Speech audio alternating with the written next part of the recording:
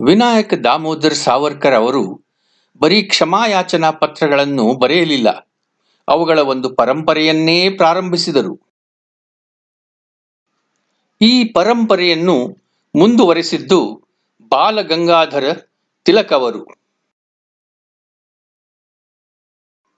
1897ರಲ್ಲಿ, 1908ರಲ್ಲಿ ಹಾಗೂ 1916ರಲ್ಲಿ ಹೀಗೆ 3 ಬಾರಿ ತಿಲಕರ ಮೇಲೆ ದೇಶದ್ರೋಹದ ಮೊಕದ್ದಮೆ ಹೂಡಲಾಗಿತ್ತು. 1908ರ ಮೊಕದ್ದಮೆಯಲ್ಲಿ ಅವರಿಗೆ 6 ವರ್ಷದ ಜೈಲು ಶಿಕ್ಷೆ ವಿಧಿಸಿ 24 ಸೆಪ್ಟೆಂಬರ್ 1908ರಂದು ಬರ್ಮಾದ ಮಂಡಾಲೆಯ ಜೈಲಿಗೆ ಕಳುಹಿಸಲಾಗಿತ್ತು. 4 ವರ್ಷ ಕಳೆಯುವಷ್ಟರಲ್ಲಿ 24 ಫೆಬ್ರವರಿ 1912ರಂದು ತಿಲಕರು ಬ್ರಿಟಿಷರಿಗೆ ಕ್ಷಮಾಯಾಚನಾ ಪತ್ರ ಬರೆದು ಮಿಕ್ಕುಳಿದ ಜೈಲು ಶಿಕ್ಷೆಯನ್ನು ರದ್ದು ಮಾಡಿ ತಮ್ಮನ್ನು ಬಿಡುಗಡೆ ಮಾಡಬೇಕೆಂದು ಕೇಳಿಕೊಂಡರು. ತಿಲಕರು ಬ್ರಿಟಿಷ್ ಸರ್ಕಾರದ ಕ್ಷಮೆ ಕೇಳಿ ತಮಗೆ 56 ವರ್ಷ ವಯಸ್ಸಾಗಿರುವುದರಿಂದ ಹಾಗೂ ತಮಗೆ ಸಕ್ಕರೆ ಕಾಯಿಲೆ ಬಂದಿರುವುದರಿಂದ ತಮ್ಮನ್ನು ಬಿಡುಗಡೆ ಮಾಡಬೇಕೆಂದು ಕೇಳಿಕೊಂಡರು. ಪರಂಪರೆಯನ್ನು ಮುಂದುವರಿಸಿದ ಸಾವರ್ಕರ್ ಅವರು 1911, 1913, 1914, 1918 ಹಾಗೂ 1920ರಂದು ಹೀಗೆ 5 ಕ್ಷಮಾಯಾಚನಾ ಪತ್ರಗಳನ್ನು ಬರೆದರು.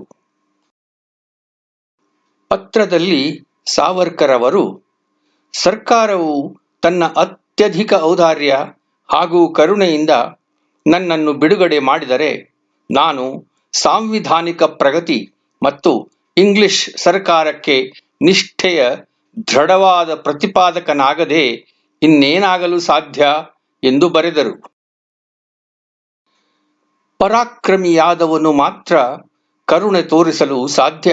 ಆದ್ದರಿಂದ ದಾರಿ ತಪ್ಪಿದ ಮಗ ತನ್ನ ತಂದೆ ತಾಯಿಯಂತಿರುವ ಸರ್ಕಾರದ ಬಾಗಿಲಿಗೆ ಹಿಂತಿರುಗದೆ ಬೇರೆಲ್ಲಿಗೆ ಹೋಗಿಯಾನು ಎಂದೂ ಬರೆದರು. ದಿನಾಂಕ 13 ಜೂನ್ 2000ರಂದು ಪ್ರಕಟವಾದ ದ ಹಿಂದೂ ಪತ್ರಿಕೆಯಲ್ಲಿ ಒಂದು ಲೇಖನ ಬರೆದು ಭಾರತೀಯ ಜನತಾ ಪಕ್ಷದ ಸಂಸತ್ ಸದಸ್ಯರೇ ಆದ ಸುಬ್ರಮಣಿಯನ್ ಸ್ವಾಮಿ ಅವರು ಇನ್ನಿಬ್ಬರು ಹಿಂದುತ್ವವಾದಿಗಳು ಸರ್ಕಾರದ ಕ್ಷಮೆ ಕೇಳಿದ ಬಗ್ಗೆ ತಿಳಿಸಿದರು. ತುರ್ತು ಪರಿಸ್ಥಿತಿಯಲ್ಲಿ ಅಂದಿನ RSS ಮುಖಂಡರಾಗಿದ್ದ ಬಾಳಾಸಾಹೇಬ್ ದೇವರಸ್ ಅವರು ಇಂದಿರಾ ಗಾಂಧಿಯವರಿಗೆ ಪತ್ರ ಬರೆದು ಕ್ಷಮೆ ಕೋರಿದ್ದರು ಹಾಗೂ ಜಯಪ್ರಕಾಶ್ ನಾರಾಯಣರ ಸಂಪೂರ್ಣ ಕ್ರಾಂತಿಯಲ್ಲಿ RSS ಭಾಗವಹಿಸಿಲ್ಲವೆಂದೂ ಸರ್ಕಾರದ 20 ಅಂಶಗಳ ಕಾರ್ಯಕ್ರಮವನ್ನು ಯಶಸ್ವಿಗೊಳಿಸಲು RSS ಸಹಕರಿಸುವುದೆಂದೂ ಬರೆದಿದ್ದರು. ಇದು ಮಹಾರಾಷ್ಟ್ರದ ವಿಧಾನಸಭೆಯ ನಡಾವಳಿಯಲ್ಲಿ ದಾಖಲಾಗಿದೆ ಎಂದು ಸ್ವಾಮಿ ಬರೆದಿದ್ದರು.